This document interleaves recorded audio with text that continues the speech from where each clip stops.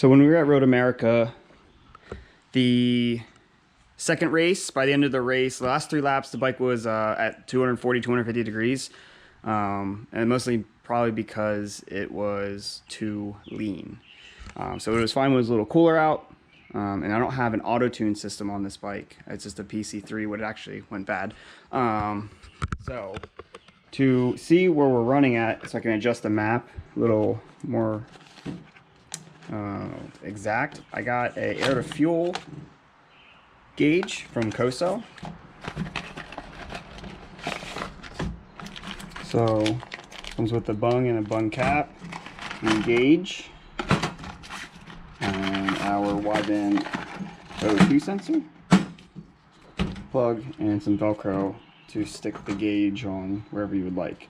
So I'm going to place it somewhere where I can read it while I'm riding, and that way, say I know I'm coming down the straightaway at 9,000 RPM at 100% throttle, and I can see if it's at 12.5 to 1 or 14 to 1, and I'll adjust the map when I come back to the pits and go from there. So first step is you need to weld the bung in here. So I've marked where I think we are good to go, that it won't interfere.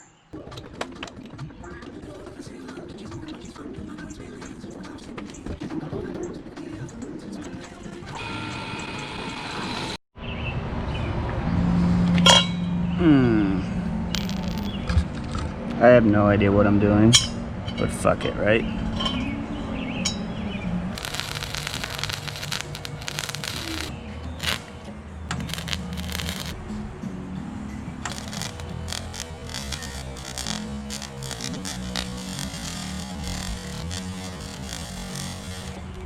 So now that I've horribly welded my bung in here, got my O2 sensor, next is we're gonna wire up the gauge. It does take a watch battery that it comes with, but it also has a power hookup, so we will, I'll probably wire this into my switch, and we'll route those lines. It's got some Velcro, and I think what I will do is I'm just going to Velcro it right there, run that wire down through the triple clamp. That way I can easily read the readout while we're riding.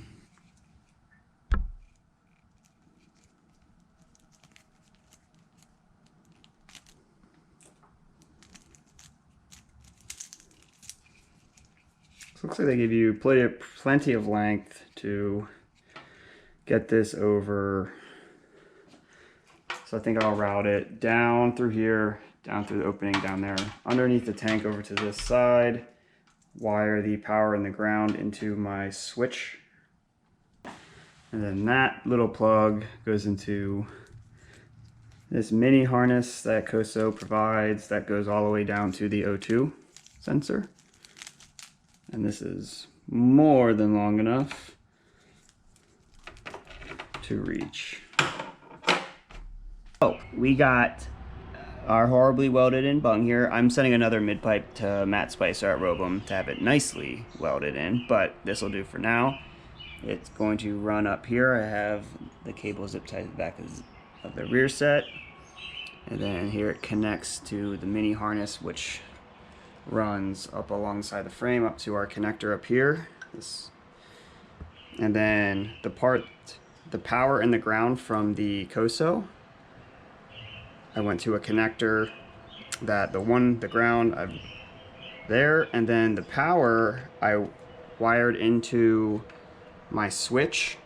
So on like the second gens, that would be a orange and white wire is power after the bike is turned on, and then I just rigged it up to another switch. And I think on the new SVs, that's like a white-red wire is the power after it's turned on. And obviously your application, you want the power to the Koso to hit after like your key switch is on, not before.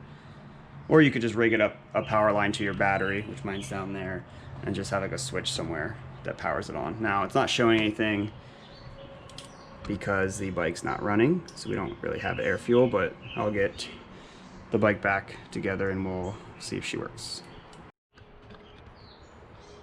All right, so you just hit the button and the watch battery that comes with it turns it on. If it has an L, that means your air to fuel is too lean.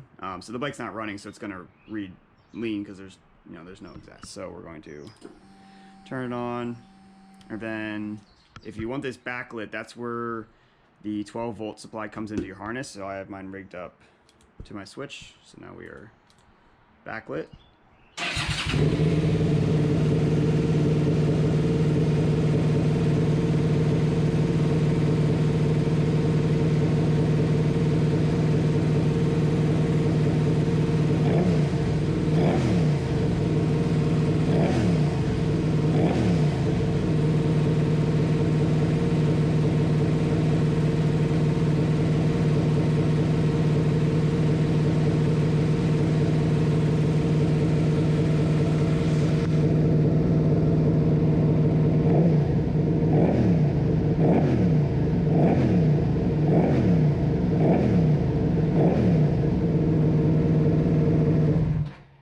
So as you would let it run for a little longer, and that would actually, it would get more accurate because you need to get those exhaust flows over it, get the exhaust to flow over it. So basically my idea behind this is, after a lap or two, when the bike's fully up and you got that sensor getting a good reading of your map, I will, like, say I'm going down straightaway in 5th or 6th gear at 100% throttle at 9,000 RPM. And then I'll look at my reading and see what it says. And let's say it's saying 15 to 1, I know that I need to richen up the map to get more fuel into that ratio. Or if it's the other way around, say it's like, 11 to 1, 11 parts air to 1 part fuel. We'll need to lean it out a little bit. And I'll go through and edit the map after the sessions, and we'll save maps depending on what track we're at and what elevation or what temperature it is outside, and then I'll have a map for each thing. So obviously a better way to do that is if you would have like a PC5 or Bazaz or something that can auto tune, and then you still have the bung and everything there to read the map, and you just accept those map changes. But I will just do it this way for now.